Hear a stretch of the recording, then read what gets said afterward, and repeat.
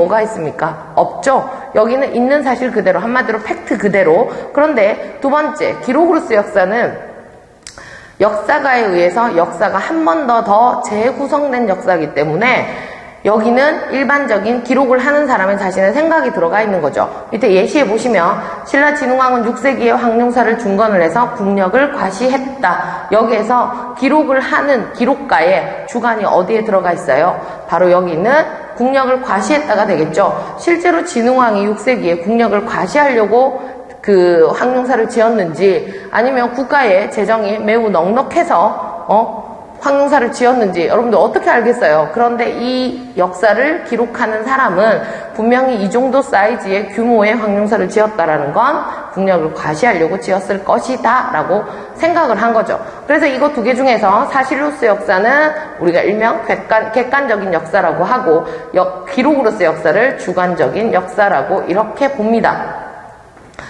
그 다음 이제 두 번째, 기록의 유무인데요. 여기서 말하는 기록이라는 건 벽화 들어갈까요? 들어가지 않을까요?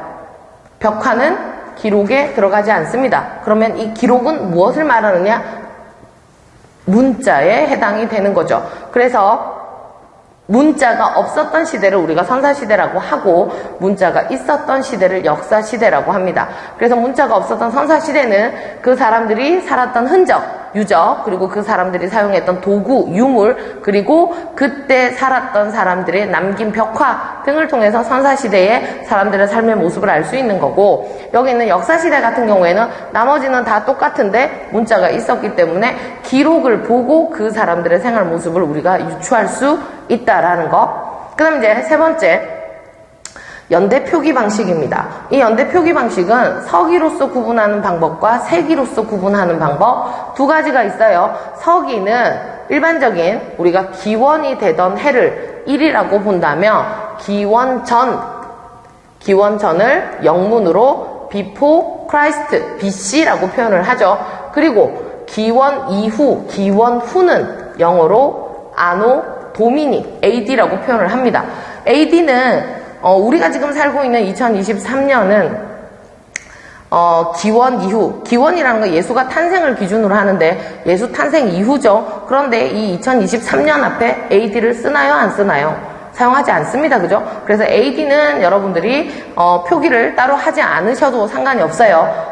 거의 대부분 쓰지 않으니까. 하지만 기원전 BC는 반드시 숫자 앞에 BC를 표시를 해야 된다라는 거. 그리고 이제 이 BC로서 나타낼 때 대표적으로 고구려, 백제, 신라 같은 경우에 고구려가 BC 37년, 백제가 BC 18년, 신라가 BC 57년인데 여기에서 보시면 BC가 없다라고 했을 때는 백제가 가장 빠르고 그 다음에 고구려, 신라지만 BC가 붙는 순간 날짜가 숫자가 거꾸로 가는 거죠. 숫자가 제일 클수록 더 오래된 거예요. 여기 기원 1을 기준으로 백제가 18년, 고구려가 37년, 신라가 57년이니까 신라가 가장 빨리 건국이 되었고 그 다음에 고구려고 그 다음 백제 순서로 이렇게 보시면 되고요.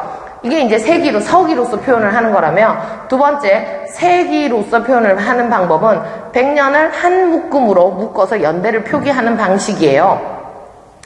1부터 100까지가 1세기고요. 101부터 200까지가 2세기입니다. 그리고 201부터 300까지가 3세기. 이렇게 나가요. 이렇게 이제 표기를 하는 게 세기인데, 왜 이제 이 세기를 제가 말씀을 드리냐면, 우리가 지금 좀 전에 위에서 봤던 신라 진흥왕 말이에요. 신라 진흥왕이 6세기에 대표적인 전성기죠, 그죠? 그러면 이제 6세기라고 하면 이거를 따로 이렇게 언급을 안 드리면 순간적으로 6세기 하면 진흥왕이 600 몇 년대를 살았던 분이라고 생각을 하기가 쉬워요. 하지만 6세기를 이렇게 계산을 하시면 501년부터 600년이 6세기가 돼요. 그러니까 진흥왕은 600 몇 년을 살았던 사람이 아니라 몇 년이냐? 500 몇 년대를 살았던 인물이 되는 거죠. 우리가 백제의 전성기 4세기 근초고왕만 하더라도 4세기 하면 400 몇 년이 아니라 300년부터 301년부터 400년까지